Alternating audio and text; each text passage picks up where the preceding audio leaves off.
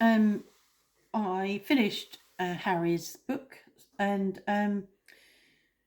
I've seen all the comments. I've seen all your comments, and I've there's so many comments on the vlog at the moment that I'm not even acknowledging them because my hands hurt too much. Having said that, the CBD oil is working really well elsewhere, so I'm really pleased about that. I'm taking far less analgesia. I was thinking about people talking about it's been ghost written, and the sort of pull yourself together comments about, you had all that money, privileged, um, got all that money, he could do something about it, all of that stuff. And I was thinking and comparing him and his situation to how I would work with a client. And my interest, obviously, in Harry's stories is from my psychotherapist point of view. I worked with people with various types of trauma. I worked with people with PTSD, worked with people who'd been sexually abused, worked with people who'd been abused, worked with people who'd been in controlling relationships. So, having done all of that, and when I was doing that, it was important that when a client came to me with their story, that I heard it and didn't push back and contradict them and tell them to pull themselves together and say to them, well, you're old enough to know better, or you could have done this, or you could have done that. That wasn't my job. My job was to listen. My job was to listen and seek out the bits of the story that were not being vocalized, perhaps, the bits that were difficult for people to vocalize, and to pick up on those cues, and to come back with those cues and ask them, what does that mean? What's that about? Why are you moving that way? How's that happening for you? What's going on? So um, for me, even if, and I'm sure it has been ghostwritten, because we know that Harry isn't. I mean, he had a paid for education, but he acknowledges himself that he's not an academic. So even if it's ghostwritten, the ghostwriter has to have all the information that Harry's given him. He can't. Harry hasn't said to him, "I'll write a story about my life." Harry's given him the information. The ghostwriter has written it in a way that makes it easy to read. Um, I don't feel that the stories are embellished, apart from with perhaps more flowery vocabulary than maybe Harry would use. So um, I think it's really important to know that however much money he had, however privileged the background he came from, he was living in an institution, and when you're living in an institution, it's really hard to see outside of that and realise you're living in an institution. Obviously, later on, he did realise and did recognise what was going on and how it wasn't helpful to him, and did extricate himself. But it's really difficult. It's like living in a cult. It's, you're blinded to the stupidity of it. You're blinded to the the rules that you're living by. You just do it. It's, the rituals you live by, you do them. And the royal family especially live by rituals and rules and protocol. um and I feel that um there isn't a way that you can, when you're young and when you're kept. I mean, he was a kept man, not through choice. That's how he grew up. He didn't have money. He didn't have independent money. His father kept him. He didn't have his own house. He didn't have his own property. He didn't have access to money to go and do the shopping that you and I might do. All of those things were held by someone else, controlled by someone else. So you could say he was living in an institution in controlling conditions. And when you're living like that, extricating yourself is really difficult. And I feel that the most worrying thing out of all of the story is that the leaving them high and dry without security at a time when the threat to them was massively high, much higher than the threat had been to Diana and the threat had been to previous members of the royal family. So left them high and dry without security.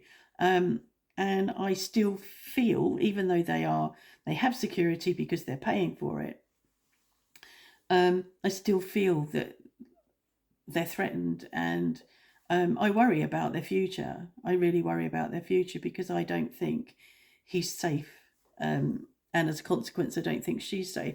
I think, if you think about somebody just walking up to John Lennon that time and just assassinating him, you get you get stalkers, you get weirdos.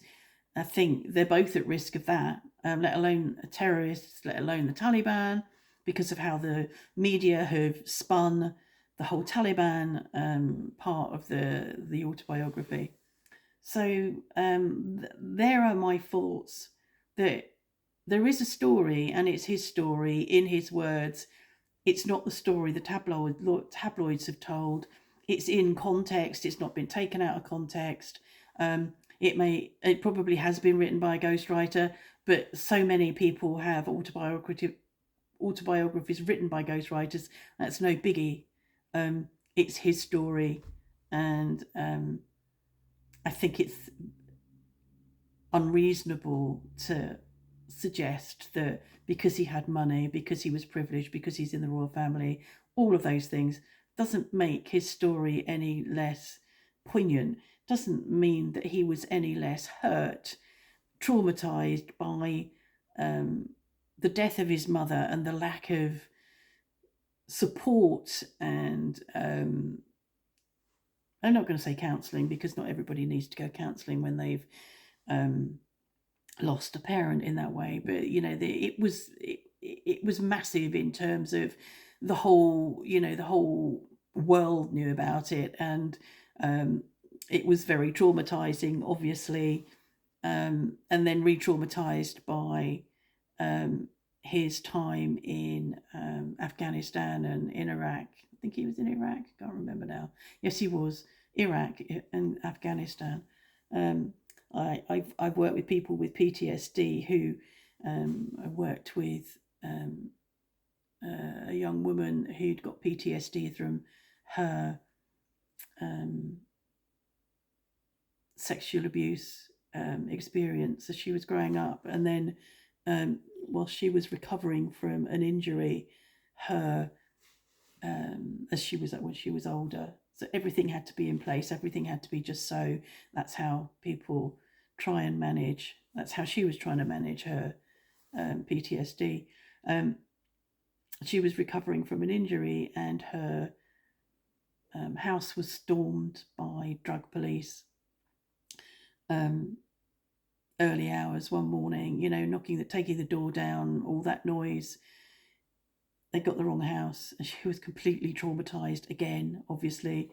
It's just unbelievable what happens to people, and it's so important to be able to give them a space to be heard. Really important. So that's my take, and I don't think he's whining. I don't think he's blaming other people and blaming everybody. I think there are a lot of people to blame for his situation, and that's it, really. Yeah, okay, that's all. Not going to say any more about that because I know that we're divided on opinions. It's polarizing. It's never going to be any different.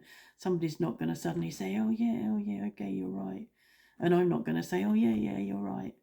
We're polarized. So there we go. Okay. We've got snow forecast for overnight. It's getting earlier and earlier in the night. So my sense is it was going to be early hours of the morning, and now it's going to be earlier than that. So I don't think we'll see it. I think we'll be asleep in bed, which is annoying, but there you go. I hope that's the only snow that's coming this way. It's lovely for about a day if you get it, but I don't really want it to hang around if we do get it. Somebody asked about, do we get foxes? Well, we get foxes. Have I? I might have caught a fox some time back on my trail camera, which isn't working. So yeah, we did. I think we had a fox. We've had badgers in the garden. We've had the main predator for the chickens is the fween, which is a pine or stone martin. That's the main predator. Our dogs have been our chickens have been predated by dogs. So I lost a whole flock to a dog one year, many years ago. So yeah, there are predators around, and the chickens are closed in at night and very as secure as they can be, much more secure than they ever have been. We've got extra wire up at the front of the shelter that's open to the open to the air, but the wire we've got a normal gauge wire and then a much finer gauge over the top. So because somehow a fween got in and the fween gets in and it takes the head, it can't take anymore because it takes the head because it can take the head out of the hole it came in. And quite often when your chickens have been killed by a predator, you don't find the exposed bit, you don't find the hole until after the event. But I think that we've pretty much secured the coop now. So we always make sure they're closed in, and there was a time when I used to let them come in and out a bit. They could come into a smaller run through a door, but even that's not safe. And they're not really safe out in the garden till after May, because during April and May the foxes and the other predators have got kits, and they're wanting to feed their kits. So yeah, we have predators, but I think they're as secure as they can be. I think that answers all the questions. I'm just going to pause just in case, because I'm not going to type them. Somebody's written about Harry, la la la. Why do you even care? Oh, that's right, content. Fuck off. Fuck off. I care because I always have cared about people that have been vulnerable, that have been traumatized. That's why I care. And it's not about content, it's how I do my vlogs. It's part of the content, but not just because of content, you twat. Oh, okay. I don't think, I also don't think it's about somebody's only just written 20 minutes ago that Meg's in it for the money. Bollocks. Don't think she is. Prove me wrong. I don't think she's in it for the money at all. I think they fell in love. People fall in love. It happens. And okay, and finally, thanks for your comments about my hair. I'm not sure about it, but we'll see how it goes. Too late now, and it is done. But thanks for your comments. Okay, that's it. Done. Arrête.